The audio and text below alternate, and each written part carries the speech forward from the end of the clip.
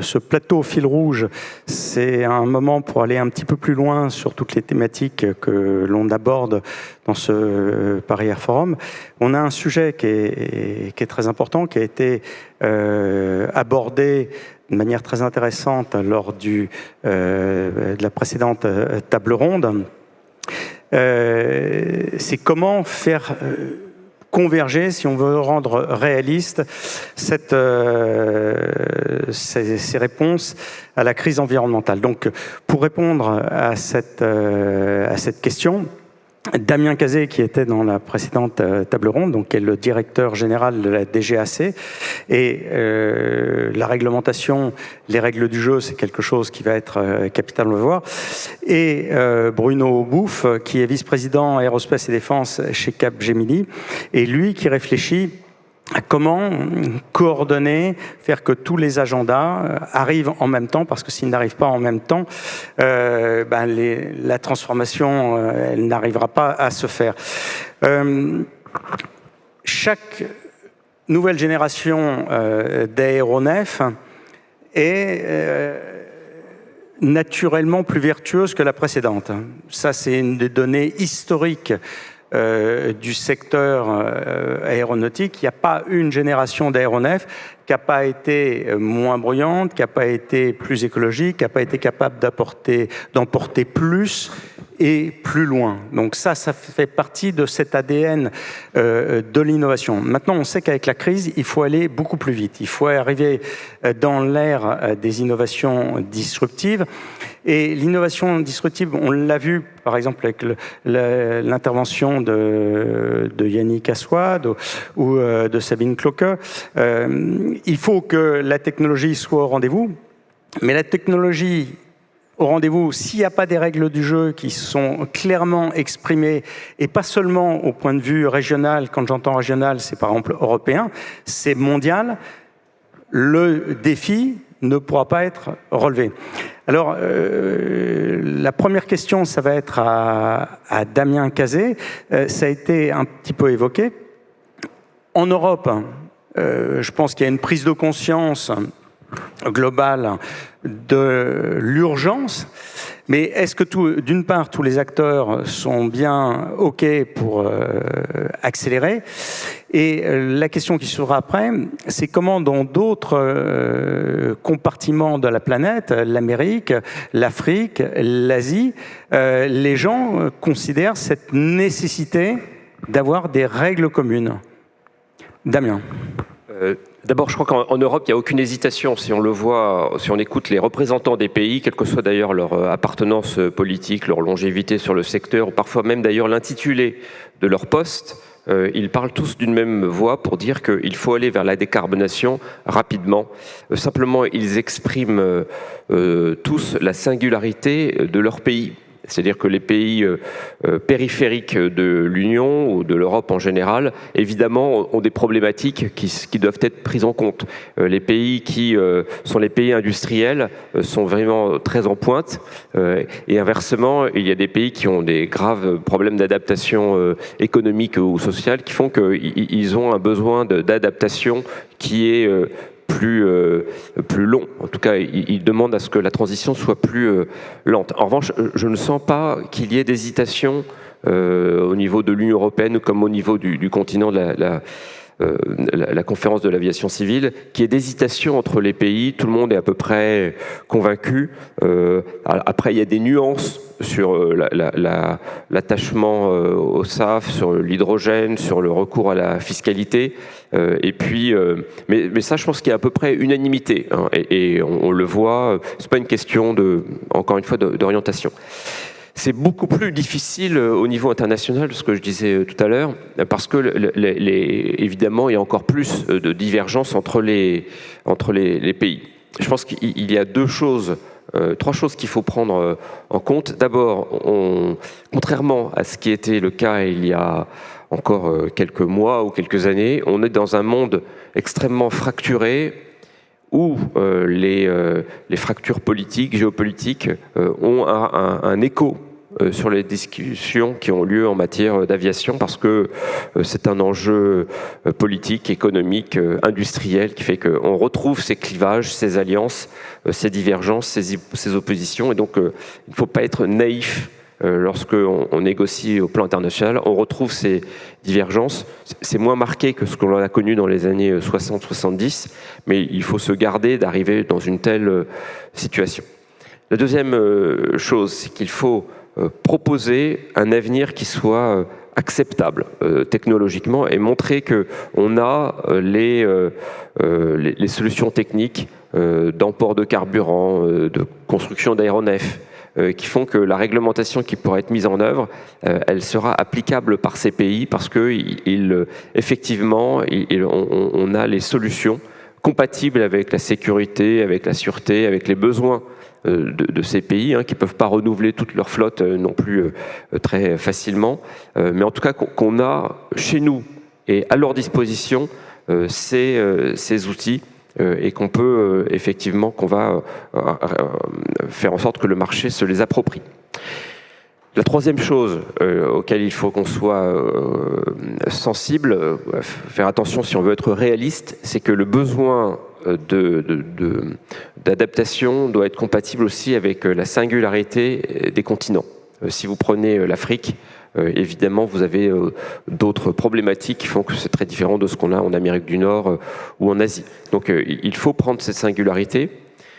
Mais tout cela, mis bout à bout, ce qui me surprend finalement fortement quand on a des échanges à l'occasion de tel ou tel déplacement ou des délégations qui viennent de plus en plus en France, à la fois pour revivre, on éprouve tous ce besoin, mais aussi pour se renseigner sur ce qui se passe sur ce continent en matière d'aviation.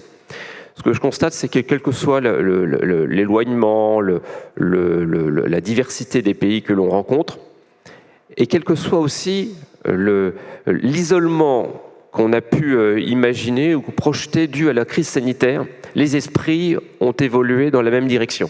Je suis très surpris de voir que, alors qu'on n'a pas eu d'échange, alors que tout le monde a été concentré sur la situation sanitaire, sur le soubresaut économique, tous les esprits ont aussi convergé vers cette même nécessité d'aller vers une aviation décarbonée.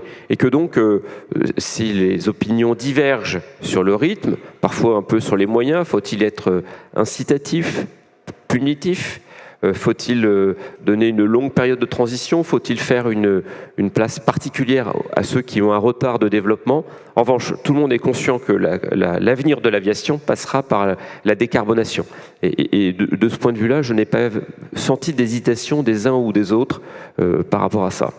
Le fait que l'Europe soit un continent de diversité et pour lequel il faille négocier entre membres, est-ce que c'est un atout pour imaginer une régulation et des règles qui s'appliquent à la planète? Ou est-ce que c'est un handicap? C'est très juste, en fait. C'est qu'on voit, on a dans l'Union européenne toute la diversité des situations, des îles ultra-périphériques, des pays qui sont enclavés, des pays qui n'ont pas de vol intérieur, des pays qui sont très dépendants de hubs extérieurs à leur territoire. Et on trouve, on l'a vu dans les négociations qui ont eu lieu jeudi sur Fit for 55, la nécessité de trouver des accommodements par rapport à la situation de tel ou tel pays. Et je pense que cette contrainte que l'on éprouve au niveau communautaire, c'est une force lorsqu'on veut vendre au reste du monde nos solutions, parce qu'on a aussi pris en compte la diversité qui est la nôtre. Et on l'a d'ailleurs souvent dit, c'est que le multilatéralisme interne à l'Union européenne est un formidable atout pour l'universalisme de notre discours. Et en matière d'aviation, je trouve ce que vous dites est très juste, c'est que c'est quelque chose qui fait qu'on peut répondre en disant voilà nos solutions pour prendre en compte telle ou telle situation particulière, eh bien c'est transposable dans votre situation parce que vous êtes en retard de développement, parce que vous êtes une île, parce que etc. etc. Je pense qu'on a une crédibilité à ne pas vouloir imposer une solution uniforme et qui ne peut pas être morcelée, en tout cas qui ne peut pas être modifiée pour coller à la telle réalité, eh bien ça c'est une force qui nous donne une crédibilité à l'international. Merci Damien Cazet. Donc on a vu cette convergence finalement des trajectoires réglementaires. Bruno Bouffe, les trajectoires industrielles, c'est encore plus compliqué de les faire converger.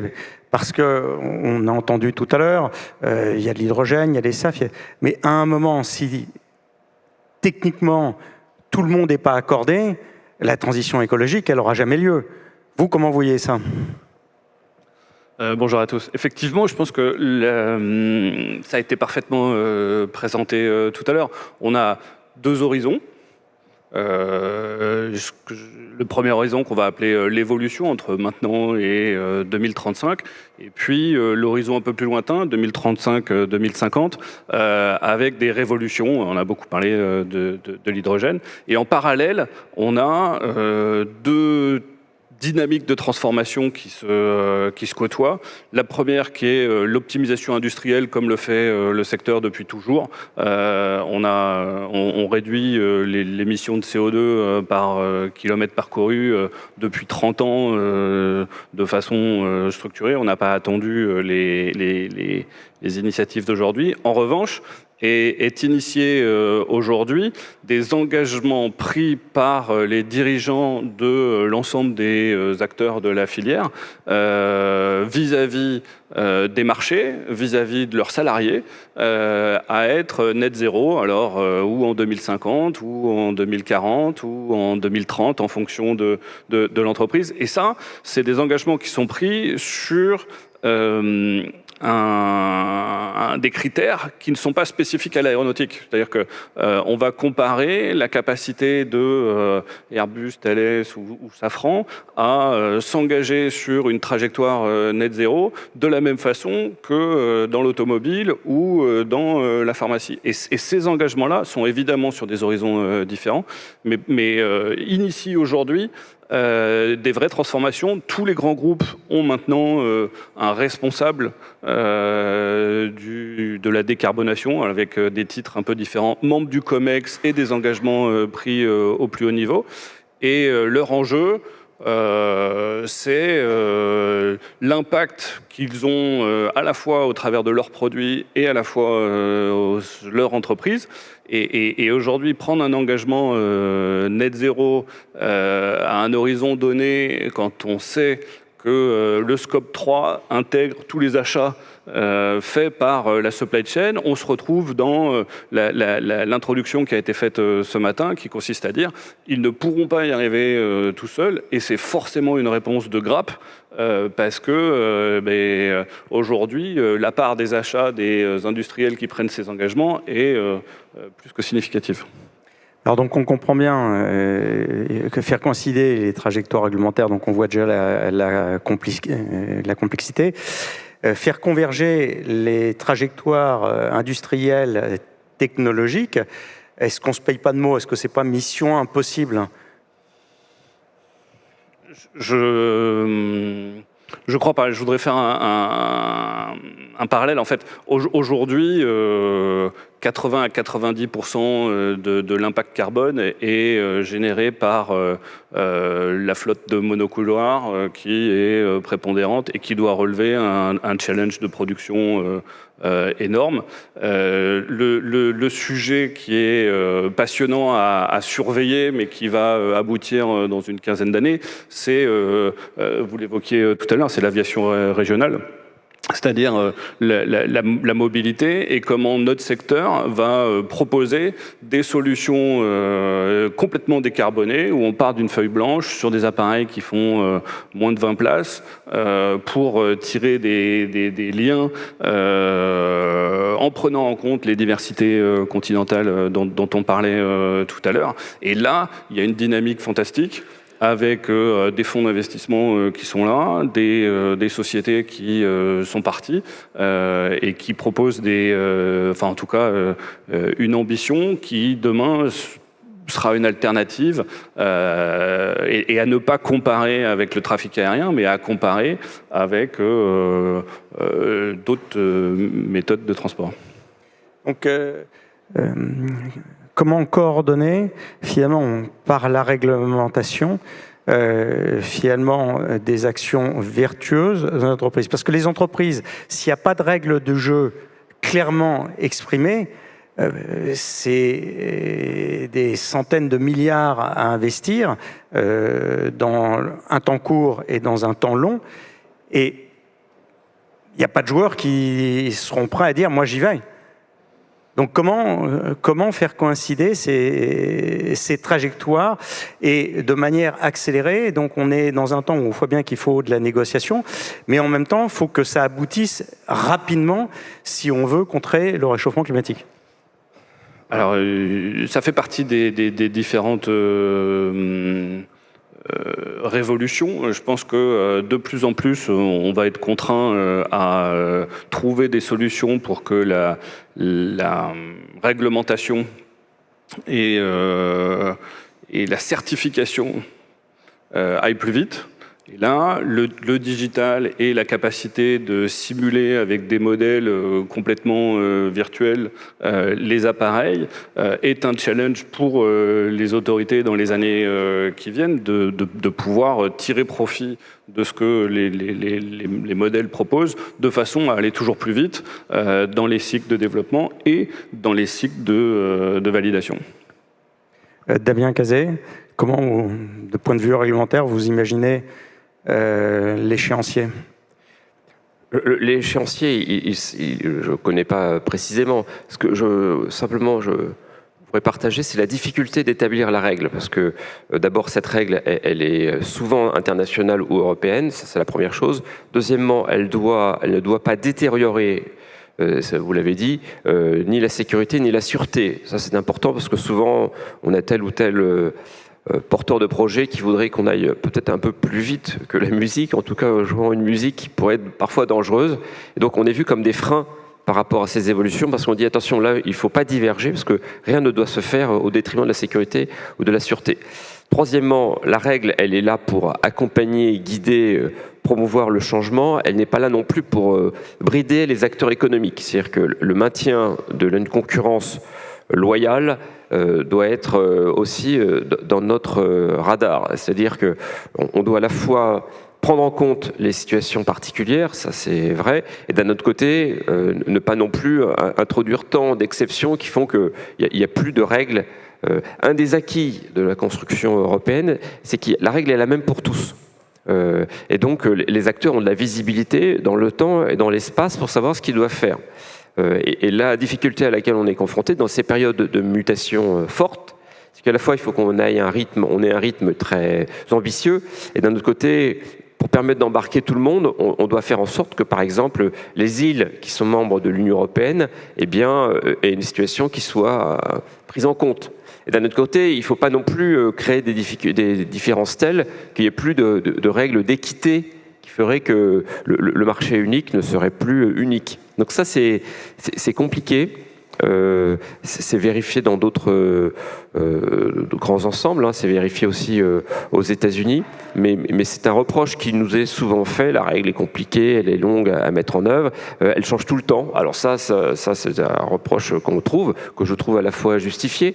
Le seul reproche que je trouve toujours très fondé et sur lequel j'ai peu d'arguments, c'est que la règle est trop complexe à expliquer, trop complexe à appliquer. Et à ce moment-là, on n'aide pas. Et donc, on le voit notamment en matière de drones. La réglementation française et maintenant européenne, elle est extrêmement complexe. C'est le problème lorsqu'on veut trop coller aussi à la réalité. Bruno Bouffe, cette complexité, comment le monde industriel peut-il s'en emparer dans des délais raisonnables, compatibles avec la lutte contre le réchauffement climatique? Ça, c'est la question piège, quand même.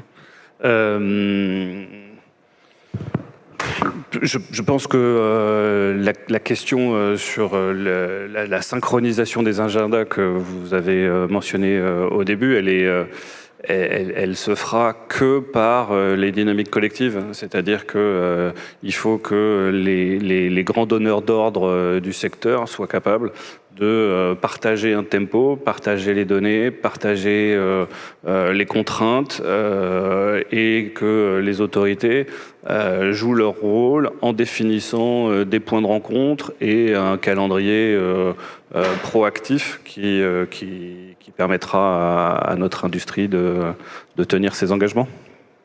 Et donc ça, c'est une des fonctions d'analyse que vous faites, hein. C'est essayer de comprendre tous les ingrédients qui vont permettre à la fin de faire un plat qui soit comestible par tous. Nous, on a la chance de travailler à la fois sur les sujets d'engineering et les sujets digitaux avec l'ensemble des acteurs de l'industrie. Et effectivement, ça nous permet d'avoir une vue sur les niveaux de maturité. Et je le répète, l'enjeu, c'est bien que collectivement, on arrive à définir un calendrier commun. Bien, merci. Voilà, la convergence des trajectoires, c'est quelque chose qui est fondamental, dont l'importance ne va cesser de croître. Et donc, certainement, dans la prochaine édition, le 10e anniversaire du Paris Air Forum, on aura l'occasion d'en reparler, et en espérant que les choses aient avancé. Et en tout cas, ça nous éclairera. Merci.